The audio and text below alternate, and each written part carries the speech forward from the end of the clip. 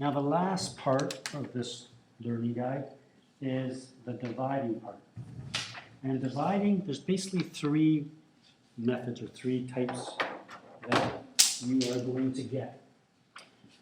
Okay, the first is this is straight division, because when you can divide right away, you see numbers like 15 and 5, they can divide into each other, you do so, because it's a radical and a radical. They can divide into each other. So 15 divided by 5 is 3. Now you apply your laws that you learned in grade 9. When there's division of these powers, you subtract. 3 subtract 1 is 2. So you get a nice answer, pretty quick and easy. Okay, unfortunately, they're not all that simple. Okay, so in the second type, you notice that 8 can't divide into 6 and get a nice whole number. So we have to now rationalize. Okay, rationalize means you've got to get rid of the radical on the bottom. So you multiply it by whatever radicand's there. What you do in the bottom, you must do to the top. So that's where you see this. Okay? So now, in math, you have root 8 times root 8, which is root 64, and 4. What is the square root of 64? Well, it is 8. So that's what it is. So now you have 4 times 8, that gets you to 32. Okay? Now on the top, you have 2 times 1 to get 2, 6 times 8 to get 48. So there's your top. Now, we jailbreak 48. Well, 48 jailbreaks to 2, 2, 2, there's 4 2s, and 3. All right? So that means we have one group of 2 breaking out, a second group of 2 breaking out, and the 3 stays in. So now we have 2 times 2 times 2 gets us 8, and the root 3 stays in. Now the last thing we want to do is when we got to this stage is can we simplify any more? So we look at these guys outside. Can 8 over 32 reduce? Yes, it does. 1 over 4. Now, we don't like a 1 in front of radicals. We just say it's that. Okay? And the last one is probably the most difficult. It's the conjugate, or sometimes we say rationalize too. You'll probably see the word rationalize. Okay? Rationalize conjugate. Now, you notice now that we have a radical with a constant involved. So we are going to conjugate. So I'm just going to look at what's on the bottom and take the opposite operation. So because this was a subtraction, I make the new one a plus. And what I do in the bottom, I do to the top. So you see it's exactly the same, but just a different operation right there. Okay, so let's apply our multiplication skills. So we have 3 times 2 is 6, with a root 2 attached. 3 times 5 is 15. There's the top, nice and easy. Now the bottom, you'll get to know a shortcut, and I'll show you the shortcut. Because the middle terms right here, you notice, they'll always be a cancellation. Because that's why we conjugate, is to get rid of radicals. So now, all I do is take the 2 and the 2, and you get 4. And the root 2 times the root 2 is 4. And then the 5 times the 5 is negative 25.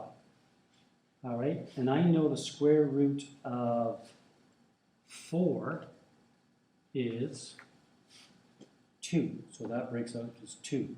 So that gets me on the bottom here, let's write over here, 8, because 4 times 2 is 8, minus 25. So those come together to get us to minus 17 on the bottom. Now, technically, we don't like negative signs on the bottom, so you can see the negative sign just goes up, changes, goes up and changes. And there's our final answer. All right, so a couple of problems I want to show you is, I want to zero into this one right here. Okay, this is because it's got a cube there. So what we do with the cubes, it's a little bit different. So let's just go through it. So we have minus 6 on top, and on the bottom we have 2 with an index of 3 into the 9. Now with the other ones, we've multiplied it by itself to get rid of it. Well, when there's a cube, we have to multiply it one more time. So there's 1, 2, and there's 3 of them, because that's what the cube means.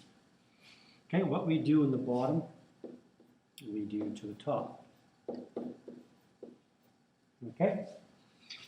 Now, again, you'll get really good at this. When you multiply that times that times that, what it equals is 9. Okay, so we know that that is 9. All right, and there's a 2 there, and there's a negative 6 on top, and it's timesing by these 2 are here, so 9 times 9 is 81. Okay, so we know that's what's going on so far. So, okay, let's just back up a second because I wrote down something incorrectly, so just hold on for a second. When you times these 3, you just get 9. There's no radical, and you get a 2 there. All right, and 9 times 2 is just 18. So they just cancel each other off to get 18. Because you see, you want to get a whole number. That's why we rationalize. Now on the top, I have negative 6 right here, and I'm timesing it by 9 times 9 is 81. And remember, the index is 3. So it's minus 6 root 81. Now, can we jailbreak root 81? Well, it happens to jailbreak to certain numbers, but what I want you to recognize before you break that down, can we simplify this? Because if you make the number smaller, it makes life easier. Well, I know that 6 divides into that. So let's just go up here now. So I know I have negative root 81 all over 3, okay? Because these divide into each other. Now I break down. I get my calculator and I break that down.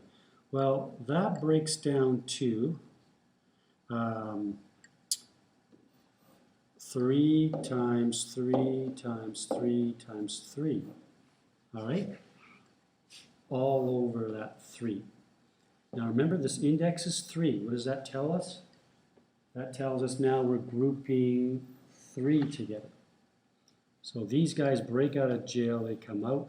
So it's negative 3 to the 3 to the 3 and to the index of 3. So there's a lot of 3's going on here. So can we simplify further? Yes, because of that and that can divide into each other. So my final answer is negative, we can put a 1, but negative root 3 with a 3 there. So that is one of our most difficult ones that we can do. Okay, that's the end of Learning Guide 10.